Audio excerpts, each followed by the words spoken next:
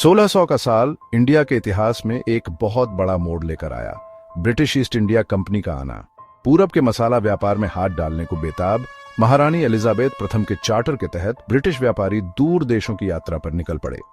अपनी दौलत और अनोखे मसालों के लिए मशहूर इंडिया उनकी सबसे खास जगह बन गई।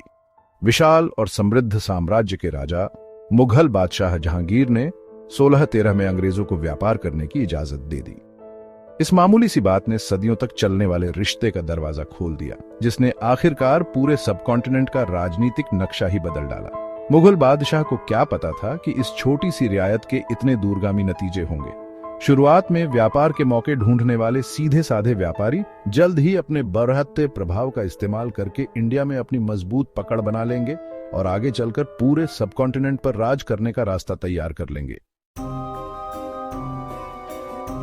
व्यापार की इजाजत मिलते ही ब्रिटिश ईस्ट इंडिया कंपनी ने ज्यादा वक्त न गंवाते हुए फौरन अपनी अहम चौकियां बनानी शुरू कर दी। इंडिया के पश्चिमी तट पर बसा एक चहल पहल वाला बंदरगाह शहर सूरत उनकी पहली बड़ी बस्ती बनी। इसके बाद दक्षिण पूर्वी तट पर मद्रास कोरोमंडल तट के साथ व्यापार का फायदा उठाने के लिए रणनीतिक रूप से बनाया गया। एक छोटा सा द्वीप बॉम्बे, जो दहेज के रूप में राजा चार्ल्स द्वितीय को दिया गया था, कंपनी को पट्टे पर दे दिया गया।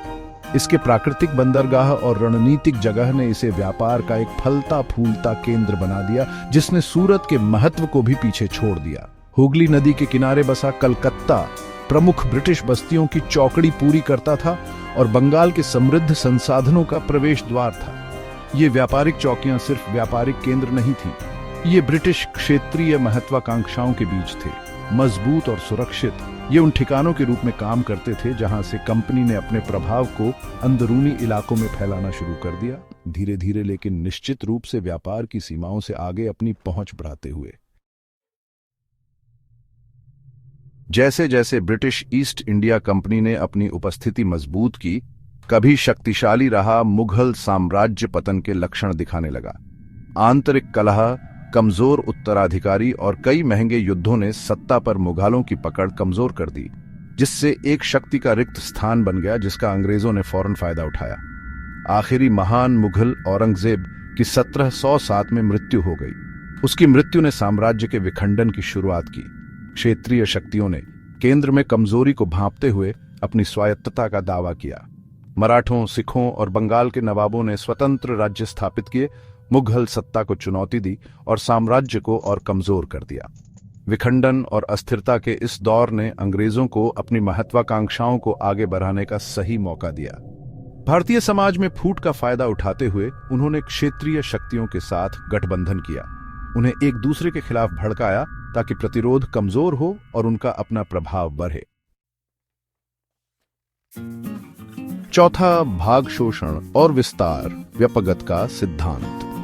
भारत के गवर्नर जनरल लॉर्ड डलहौजी द्वारा बनाई गई एक क्रूर नीति, व्यपगत का सिद्धांत, ब्रिटिश विस्तार की आधारशिला बन गई। इस सिद्धांत में कहा गया था कि ईस्ट इंडिया कंपनी की अधीनता के तहत किसी भी भारतीय रियासत को अगर शासक बिना किसी पुरुष उत्तराधिकारी के मर जाता है तो उस पर कब्जा कर लिया जाएगा। ये नीति, जिसका इस्तेमाल अक्सर कमजोर बहाने से किया जाता था, ने अंग्रेजों को विशाल क्षेत्रों पर कब्जा करने की अनुमति दी। सतारा, झांसी और नागपुर कई अन्य लोगों के साथ इस नीति का शिकार हुए, जिससे भारतीय लोगों में नाराजगी और असंतोष बढ़ता गया। व्यपगत का सिद्धांत, हालांकि कानूनी तौर पर संदिग्ध था, ब्रिटिश विस्तार के लिए एक शक्तिशाली उपकरण था। इसने उनकी बढ़ती दबंगई और सब कॉन्टिनेंट पर अपना नियंत्रण मजबूत करने के लिए किसी भी जरूरी तरीके का इस्तेमाल करने की उनकी इच्छा को दर्शाया।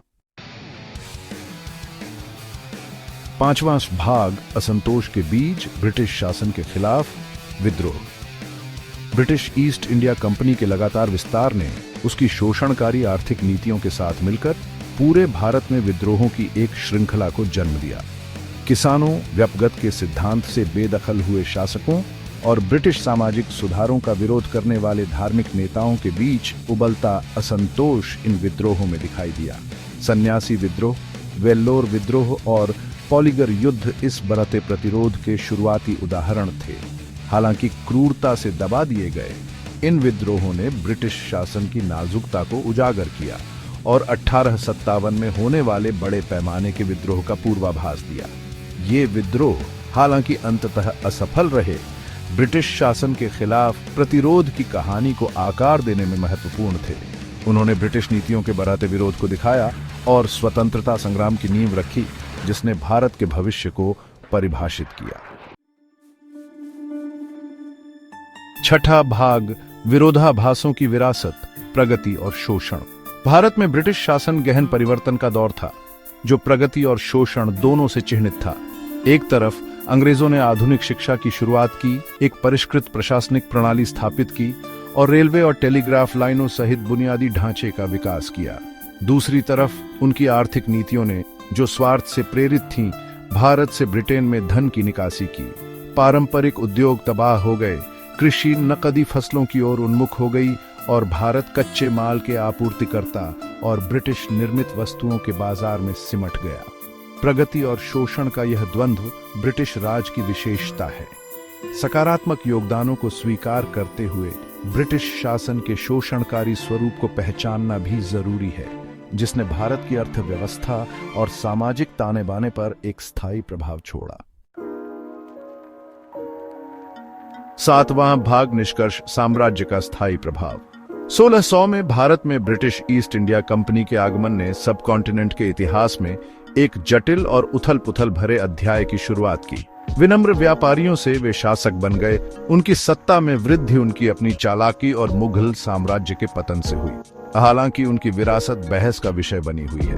हालांकि वे बुनियादी ढांचे, प्रशासन और शिक्षा में महत्वपूर्ण बदलाव लाए, लेकिन उनका शासन आर्थिक शोषण, राजनीतिक दमन और सांस्कृतिक दमन से भी चिह्नित था।